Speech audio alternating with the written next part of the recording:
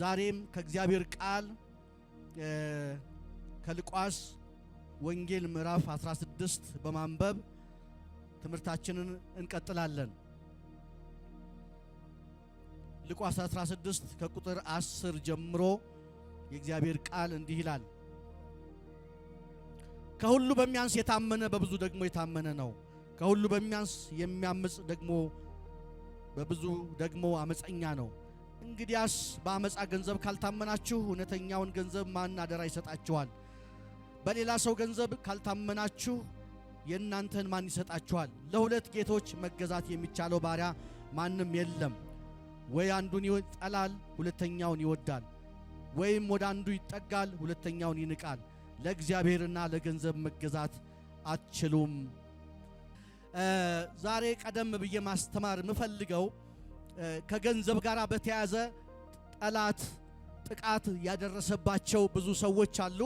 እንደ ቤተ ክርስቲያንም በውጭም ዓለም ላይ ገንዘብና ሰይጣን በጣም ወዳጅነታቸው የጠነከረበትና ሰዎችን ደግሞ ያሳሳተበትን መንገድ በተወሰነ ላሳያችሁ እወዳለሁ።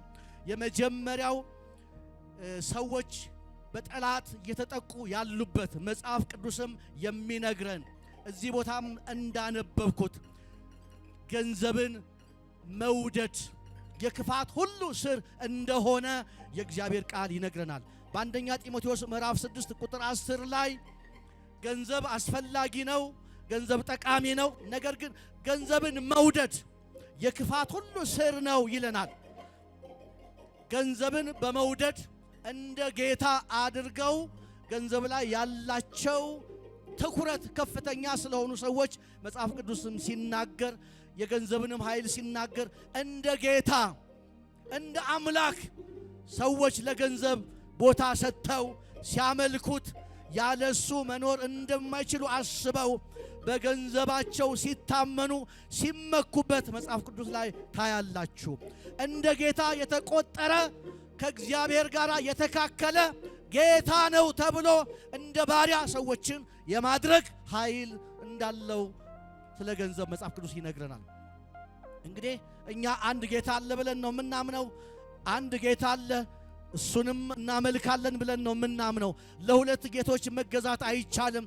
ስለዚህ ገንዘብ ለኛ ጌታ ሊሆነን አይችልም።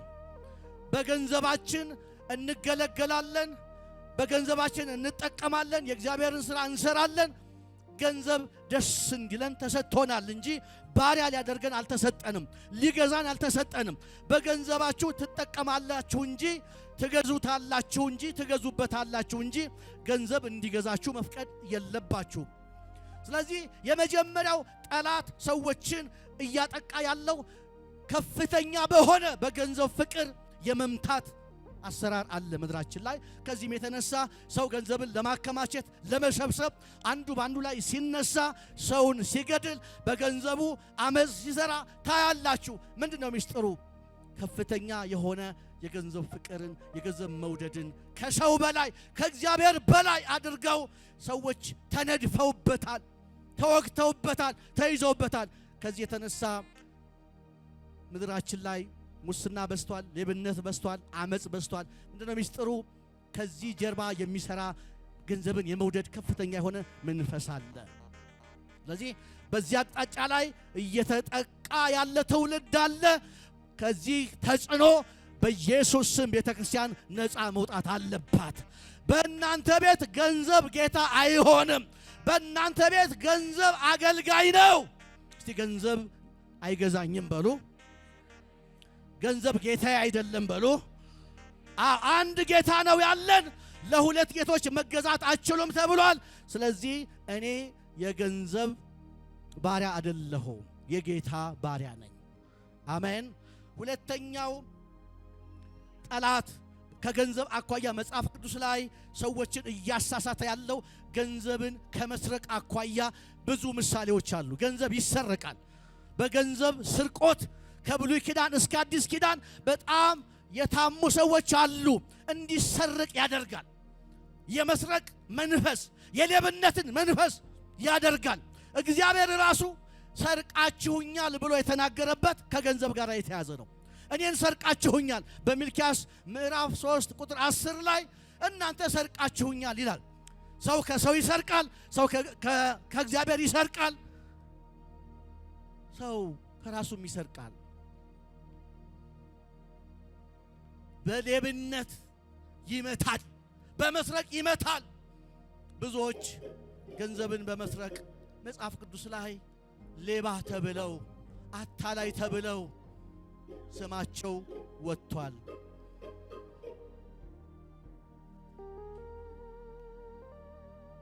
በእግዚአብሔር ቤት ውስጥ ከገንዘብ ጋር ስማቸው የተነሳ በኔጌቲቭ የተነሱ ሰዎች አሉ። እንደነ ጊያዝ፣ እንደነ ይሁዳ፣ እንደነ ሐናንያ፣ እንደነ ሳጲራ፣ እንደነ አክዓን የተለያየ ሰዎች አሉ። አሁን አልዘረዝርላችሁም። ግን ምን አድርጓቸዋል? አታሏቸዋል፣ እንዲዋሹ አድርጓቸዋል፣ እንዲሰርቁ አድርጓቸዋል። ስለዚህ ከገንዘብ ጋር የሌብነትን መንፈስ እግዚአብሔር በኢየሱስ ስም ይምታው፣ ከምድራችን ላይ ይመታ። ገንዘብ ለመሰረቅ የተዘጋጀ ነው። የሚሰርቀውም ካለ በዚህ አቅጣጫ ጠላት እያጠቃበት ያለ መንገድ ነው። ሌላው ገንዘብን በማባከን ወይም ደግሞ ሰዎች ከገንዘብ ጋር በተያያዘ እንዲከስሩ የማድረግ ተጽዕኖ አለ ምድራችን ላይ። ታውቃላችሁ፣ ያቺ ፈውስ የፈለገች ሴት ገንዘቧን ሁሉ ከስራ ይላል። አክሳሪ መድኃኒት ስትፈልግ እዛ ስትሄድ የማክሰር ስራ ተሰርቶባታል። ገንዘብን ከማክሰር አኳያ ከማባከን አኳያ ያንን አባካኙን ልጅ ስታዩት ከአባቱ የተቀበለውን ገንዘብ አባከነ ይላል። ካባከነ በኋላ ነው ሕይወቱ ምስቅልቅል ያለው። የማባከን መንፈስ ይመታ። የማባከን መንፈስ ገንዘቡን አባከነ፣ እማይሆን ቦታ ላይ አዋለ፣ እማይሆን ቦታ ላይ ዘራ። ፍጻሜው ጉስቁልና ሆነ። ታውቃላችሁ፣ ዛሬ ገንዘባችሁን እንድትጨርሱ እንድታባክኑ የሚያደርግ መንፈስ ከናንተ ከሆነው ላይ የተመታ ይሆን። እስቲ እጆቻችሁን አንሱ በኢየሱስ ስም። አያችሁ፣ ኪሳራ ከሰረ ይችላል። መድኃኒት ስትፈልግ እዛ ጋር ስትሄድ፣ እዛ ጋር ስትገዛ፣ እዛ ጋር በጌታ በኢየሱስ ስም አክሳሪ መንፈስ ይመታ፣ አባካይ መንፈስ ይመታ። እናንተ ሰው እኮ ገንዘብ ያገኛል፣ ግን ገንዘባችሁ ከባከነ ያለ አግባቡ ከተበተነ ውጊያ አለባችሁ፣ ሰልፍ አለባችሁ። ይመታ በኢየሱስ ስም። ገንዘቧን ሁሉ ከስራ ይላል። የሚያከስር መንፈስ ይመታልህ። ሉቃስ 15:13 ላይ ማግኘት ትችላላችሁ። ማርቆስ 10 ላይ ከ21 እስከ 23 ማግኘት ትችላላችሁ። ገንዘብን ለማባከን ገንዘብን ለመበተን ጠላት እንደሚንቀሳቀስ እያሳያችሁ ነው። ሌላ ታውቃላችሁ፣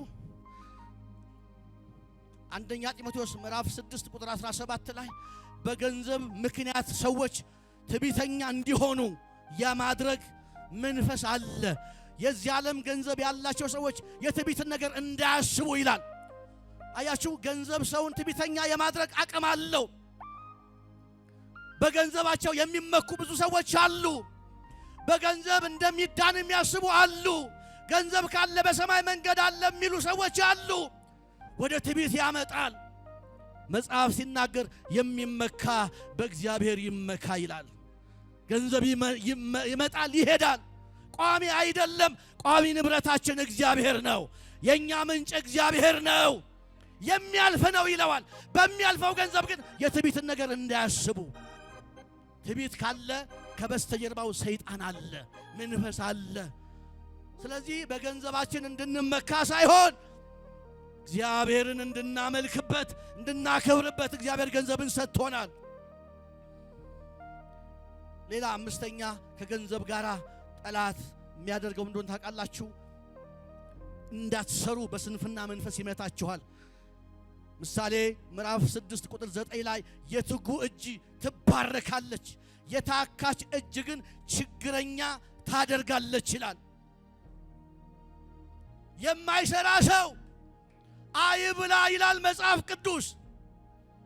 በጣም ደስ የሚለኝ ኤፌሶን ምዕራፍ 4 ቁጥር 28ን እንድናነብ እፈልጋለሁ። እግዚአብሔር በሚሰሩ እጆች ይባረካል።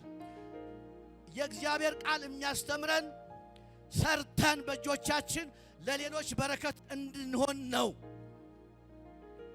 ኤፌሶን ምዕራፍ 4 ቁጥር 28 ላይ እንደዚህ ይላል፣ የሰረቀ ከእንግዲህ ወዲህ አይስረቅ፣ ነገር ግን በዚያ ፋንታ ለጎደለው የሚያካፍለው እንዲኖርለት በገዛ እጆቹ መልካምን እየሰራ ይድከም ይላል። ይሄ ከጠባቂነት መንፈስ ወጥተህ ሰርተህ እግዚአብሔር ከባረከህ ላይ ለሌላውን በረከት እንድትሆን አሁን ሽግግር ተደርጓል ይላል። ምናልባት በፊት እየሰረክ ከሌላ ገንዘብ እያመጣህ መኖርን ተለማምደህ ከሆነ አሁን ግን ዳግም ከተወለድክ በኋላ የሰውን ገንዘብ አትመኝ፣ የወንድምህን ገንዘብ አትመኝ። በራስህ እጅ እየሰራህ እንዲያውም ካንተ ተርፈህ ለሌላው በረከት እንድትሆን ነው ይላል። ጎና ያለውን ሰው እኔ ለበረከት ነው የተጠራሁት በለው። ለጓደለው እንድትሞላ እንዲያውም እየሰራህ እየደከምክ ነው። ግን ጠላት አንዳንዶችን ምን ያደርጋል? ተኛ ዝም ብለህ በዓል ነው የተባለ ምድራችን ላይ ሰው እንዳይሰራ የተደረገበት የጉስቁልና አሰራር አንዱ ስንፍና ነው። በኢየሱስም ሰበር ነው፣ ሰበር ነው፣ ይሰበር። ታካሽ የሚያደርግ ሰነፍ የሚያደርግ የሚያስተኛ ጠባቂ የሚያደርግ ይሄንን መንፈስ ሰብረን እንሄዳለን። ስለዚህ ቤተ ክርስቲያን የሥራን ባህል ታበረታታለች። እንድትሰሩ ከእጆቻችሁ ሥራ ጋር እግዚአብሔር ይንቀሳቀሳል። እግዚአብሔር የሰጣችሁ ጤንነት፣ እግዚአብሔር የሰጣችሁ ጉልበት ለበረከት እንዲሆንላችሁ ጸለይኩላችሁ። እዚህ ቤተ ክርስቲያን ውስጥ ገንዘብ ሲመጣ ዝም ብሎ ቅጠል ብቻ የሆነ 50 ብር 100 ብር 200 ብር እንደሆነ አናስብም። ደክማችሁበታል፣ ጊዜ ወስዳችሁበታል፣ ላብ አልቧችሁ ይሆናል፣ ምናልባትም ብርድ በርዷችሁ ይሆናል። ገንዘብ ለማምጣት እዚህ ቦታ ላይ ዝም ብሎ ወረቀት የሆነ የተሰበሰበ እንዳይመስልህ። ከዛ ጀርባ አንተ ደክመሃል። እግዚአብሔር ጤና ሰጥቶህ ሰርተሃል። የእጆችን ሥራ እግዚአብሔር ባርኳል። ጊዜ አውጥተህበታል። እግዚአብሔር የሰጠን ክሎት ተጠቅመህበታል።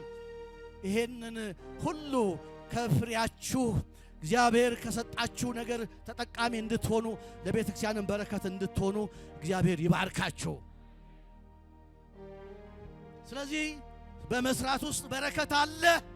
ምናልባት የበረከት መገኛው ብዙ ሊሆን ይችላል። አንደኛው መስራት ነው። የመስራትን ባህል ቤተ ክርስቲያን በጣም ነው የምታበረታታው። ሊሰራ የማይወድ አይብላ እስከሚል ድረስ የእግዚአብሔር ቃል በግልጽ ተጽፏል። አንደኛ ተሰሎንቄ መጽሐፍን ምዕራፍ 3ን ሄዳችሁ አንብቡ። ስለዚህ ወደሚቀጥለው ክፍል ሲሄድ እንዴት እንስጥ? እንግዲህ እንዴት እንስጥ?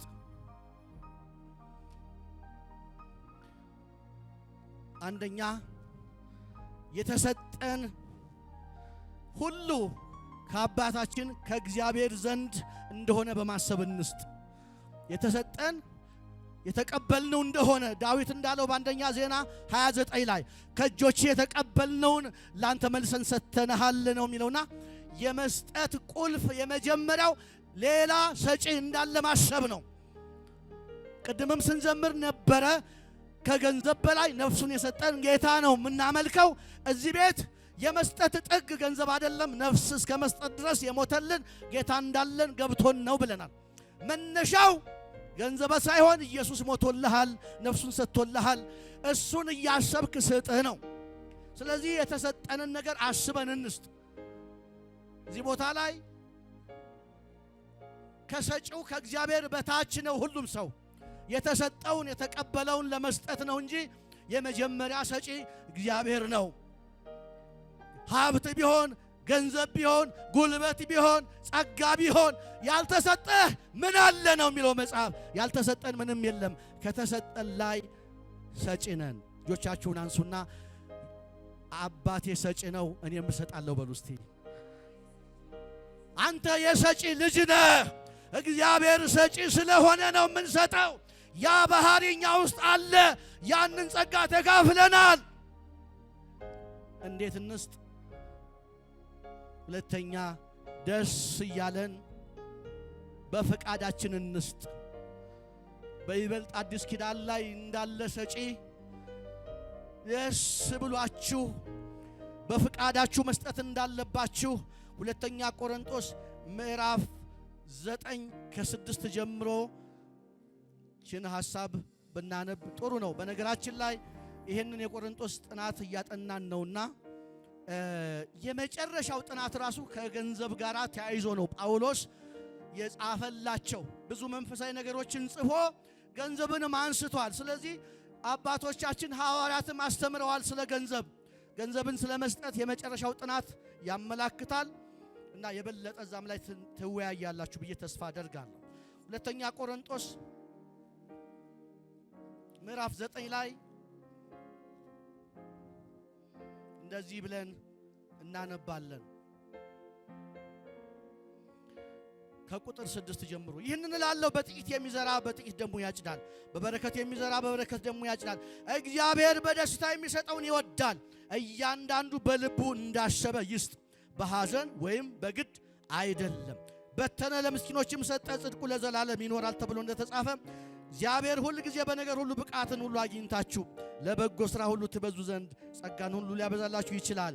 ለዘሪ ዘርን ለመብላትም እንጀራ በብዙ የሚሰጥ እግዚአብሔር በብዙ የሚሰጥ እርሱም የምትዘሩትን ዘር ይሰጣችኋል፣ ያበረክትላችሁማል፣ የጽድቃችሁንም ፍሬ ያሳድጋል እያለ ይቀጥላል።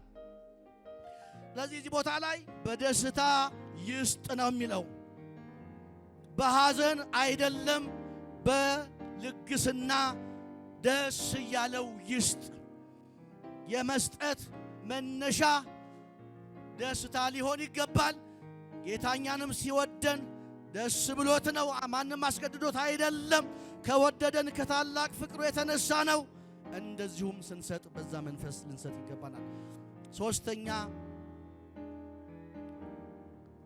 እንዳለን መጠን በልግስና እንስጥ። ምን ማለት ነው? ምሳሌ 10 ሺህ ብር ያለውና 1 ሺህ ብር ያለው እኩል መስጠት የለባቸውም ነው የሚለው። እንዳላችሁ መጠን እግዚአብሔር ያላችሁን መጠን ያቀዋል። ስለዚህ መጽሐፍ ቅዱስ ላይ ባለን መጠን ልክ እንድንቀሳቀስ እንድንዘረጋ ጸጋችን ቢሆን በተሰጠን ገንዘባችን ቢሆን በተሰጠን መጠን ልክ እንጂ አቅማችን በላይ አስገዳጅ ሕግ የለም። ነገር ግን እንዳለን መጠን በልግስና መስጠት አለብን። አራተኛ እንደ ልምድ አድርገን መስጠት አለብን። ይሄ የመስጠት ካልቸር 10 ብርም ሲኖርህ መስጠት ከለመድክ ሚሊዮንም ብር ብትገባ መስጠትን አታቆምም። አንዳንድ ጊዜ ገንዘብ ትንሽ ሲሆን መስጠት ቀላል ነው ማለት ለምሳሌ 100 ብር ሰጥቶህ አስራቱን 10ሩን ሰጥተህ 90ውን ብታስቀር በጣም አይጎዳም። ግን ከፍ እያለ ሲመጣ ገንዘብ አስራቱ ሲበዛ ያጓጓል፣ ያሳሳል። ግን ሁል ጊዜ ባህል ከሆነ የሰባም ቢሆን ታርደዋለህ በኢየሱስ ስም አሜን። ልምዱ ካለ መንፈሳዊ ነገሮችን ካለማመድክ ትልቁንም የሰጠህ ትንሹንም የሰጠህ እግዚአብሔር ነው። እጆቻችሁን አንሱ፣ መስጠትን በሉ። የሕይወቴ አንዱ ክፍል አድርጌ እለማመደዋለሁ። በኢየሱስ ስም ይሆነላችሁ አሜን። እግዚአብሔር ከሰጣችሁ ላይ የጠየቃችሁ ትንሽ ነው። እውነት ለመናገር አሁን እኔ ስለ አስራት ለማስተማር አይደለም። አዲስ ኪዳን ላይ ከአስራት ባለፈ ነው የተጠየቅነው። አስራትማ እንዳልኳችሁ ነው። 1 ሺህ ብር ያለው 1,000 ብር ያለው 100ውን ቢሰጥ የሚቀረውን ታውቁታላችሁ። ነገር ግን አዲስ ኪዳን ላይ በልግስና ይስጥ ማለት አትርፎ ይስጥ ማለት ነው። ሳይሰስት ይስጥ ማለት ነው። አንዳንዴ የሆነ ቦታ ላይ የገጠመኝ ነገር አለ። እንደው ማጠጋጋት እንኳን የሚያቅታቸው ለምሳሌ አስራቴ 1995 ከ45 ሳንቲም ነው ምናምን ብለው ሳንቲሟ እንኳን እንዳትቀር የሚያጽፉ ሰዎች አሉ። ምን አለ ትንሽ 100 ብር ከጎደለው ሞላ ብታደርግ 200ም ከጎደለው ሳንቲሟንም ትንሽ አጥፍተሃት እንደው ብር ብትሆን እና እኛ ጋር በጣም ሂሳብ ላይ አስራት ላይ በጣም ጎበዝ ነን። ግን ጎናችሁ ያለው ሰው ከአስራት በላይ ይጠበቅብሃል በሉልኝ እስቲ። የሆነ በሳንቲም ደረጃ የሚያጽፉ ሰዎች በነገራችን ላይ አንድ ጊዜ ብርሃን ባንክ ላይ ብሮች ተሰብስበው እንደዚህ የሻይ ጊዜ ተጫወቱ ይባላል። ያው የሁሉም ብር ተሰብስቦ ብርሃን ባንክ ማለት ይቅርታ ብሔራዊ ባንክ ማለት ነው። ብሔራዊ ባንክ ላይ ብሮች ተሰብስበው እንደዚህ ይወያያሉ እና ሲጫወቱ እነዚህ 200 ብሮች 100 ብሮች በጣም ዘና ብለው ከየት መጣህ ምናምን ይባባላሉ። እኔ ከዘመን ባንክ፣ ከብርሃን ባንክ፣ ከአብሲኒያ ባንክ፣ ከቡና ባንክ ዞሬ ነው የመጣሁትና በጣም ደስተኛ ነኝ ይላል። 100 ብርም በጣም ደስተኛ ነኝ፣ በቃ ጥሩ ባንኮች ውስጥ ገብቼ ነው የወጣሁት ይላል። በጣም የከፋቸው ብሮች ደግሞ መጡ። 100 ብር፣ 50 ብር፣ 10 ብር፣ 5 ብር፣ የድሮ 1 ብር ሁሉ እኛ በጣም ከፍቶናል አሉ። ምንድነው? እኛ የመጣነው ከሙሉ ወንጌል፣ ከቃለ ሕይወት፣ ከመሰረተ ክርስቶስ፣ ከኤፍቢአይ ደሞም ጭብጥ አድርገው ድክም አድርገውን አንገላተውን ነው የመጣነው። ተበሳይተናል አሉ። ዲያቆናትም መቼም ይገባቸዋል። አንዳንዶቻችን አበሳይተናቸው ብሩ ምን ያድርግ ቆይ ምን ያድርግ ጭብጥ አድርገ ነው። ከዚህ በኋላ በፖስታ የሚሰጥ ሰው ይበዛል። አሜን። እና ብሮቹ ራሱ ተበሳጩ። እዛ ብሔራዊ ባንክ ላይ በቃ ተበሳጩ። እኛ በቸርች ዞረን የመጣ ነው። በጌታ በኢየሱስ ስም እግዚአብሔር የመስጠት ባህላችንን ከፍ ያደርግልን። ሌላው እንዴት እንስጥ? ስድስተኛ መንፈስ ቅዱስ እንደመራንና እንዳሳሰበን እንስጥ። መንፈስ ቅዱስ አሳሰበኝ መራኝ የሚባል እኮ ድሮ ነበረ። የሆነ ሰው ዛሬ ወደ ልቤ መጥቷል። ለቤተ ክርስቲያን፣ ለሆነች እህት፣ ለሆነ ወንድም፣ ለሆነ ቦታ እግዚአብሔር አሳሰበኝ ብለው የሚሰጡ አሉ። ከሕግ ወጥተው ከሥርዓት ወጥተው መንፈስ ቅዱስ ይመራል። በእግዚአብሔር መንፈስ የሚመሩ እነዚህ የእግዚአብሔር ልጆች ናቸው። እና አንዳንዴ እስቲ ያሳስባችሁ፣ ጎናችሁ ያለውን ሰው እስቲ ያሳስብህ ምናምን በሉልኝ እስቲ።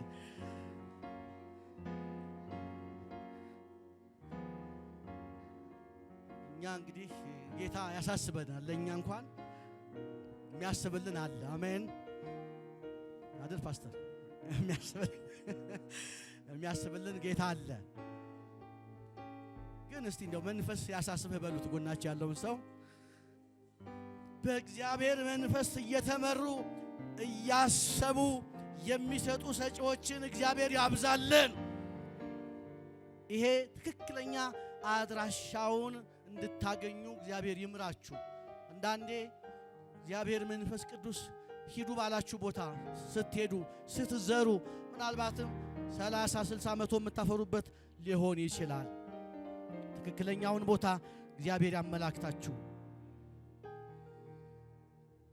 ሌላ ምን ልንሰጥ ይገባናል? ወይ ምን እንስጥ? እንደ ቤተ ክርስቲያን ይሁን እንደ ሀገር ይሁን ብቻ ምን ልንሰጥ ይገባናል? የመጀመሪያው ስለ መስጠት ስናወራ የመጀመሪያው ልንሰጠው የተገባ ራሳችንን ነው። ሁለተኛ ቆሮንቶስ ምዕራፍ 8 ቁጥር 5 ላይ የመቄዶንያ ቤተ ክርስቲያን አስቀድመው ራሳቸውን ሰጡ ነው የተባለው። ከገንዘባቸው በፊት ራሳቸውን ሰጡ፣ ልባቸውን ሰጡ። የስጦታ መጀመሪያ ራስን መስጠት ነው። ወገኖቼ እንደ ቤተ ክርስቲያን ልባችሁን ስጡን እስቲ። በእርግጥም ልባችሁ ከኛ ጋር ይሁን። አምናለሁ እግዚአብሔር ትልቁ በረከት የልብ አንድነት ነው። በአንድ ልብ ከወጣን እንወጣለን፣ እንገባለን፣ እናሸንፋለን። ልብህን ስጠኝ።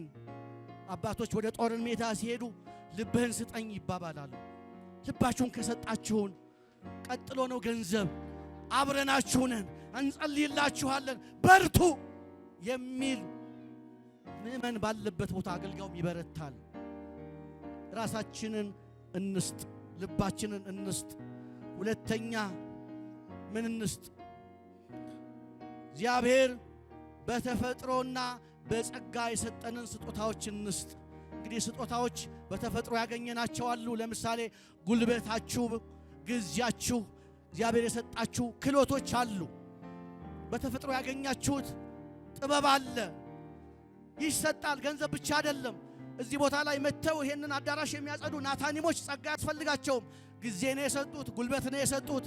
ምናልባትም ክህሎት ተጠቅመው ይሆናል። ወንበሩን በዚህ ቦታ እንደዚህ ብንደረድረው፣ እንደዚህ አይነት ስጦታ ያስፈልጋታል።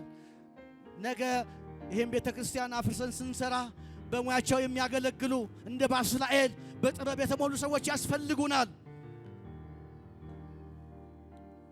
ስለዚህ ግድ ገንዘብ ብቻ አይደለም። ስለ ስጦታ ስናወራ እግዚአብሔር በተፈጥሮ የሰጣችሁ ነገር አለ፣ ደሞም እግዚአብሔር የሰጣችሁ ጸጋም አለ። ያ እንድታተርፉበት ነው። መክሊትን በመስጠት መጽሐፍ ቅዱስ መክሊቱን የቀበረና ያተረፈበትን ለይቶ ነግሮናል። ወገኖቼ የተሰጠህ ጸጋ ምንድነው? እግዚአብሔር የሰጣችሁ ምን አለ? እጃችሁ ላይ ምን አለ?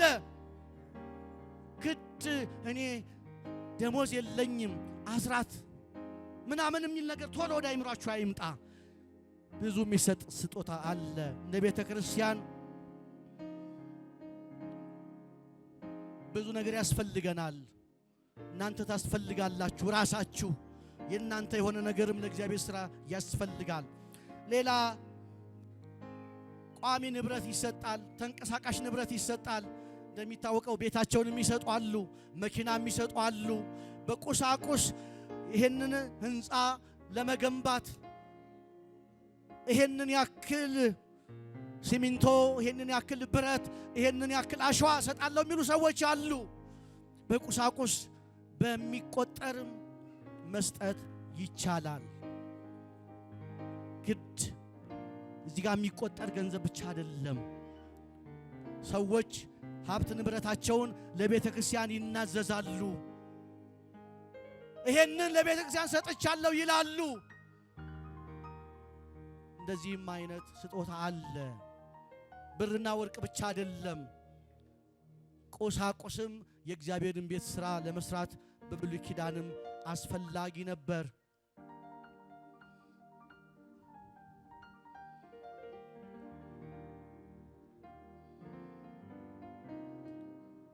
ወገኖቼ በመስጠት ዙሪያ ላይ እንደ ካልቸር ልናሳድገው የሚገባ ከሚቀበል ይልቅ የሚሰጥ ብፁዕ ነው የሚለውን በጣም ልናስተምርበትና ሁል ጊዜም የሕይወታችን መመሪያ ልናደርገው ልንለማመደው ይገባል።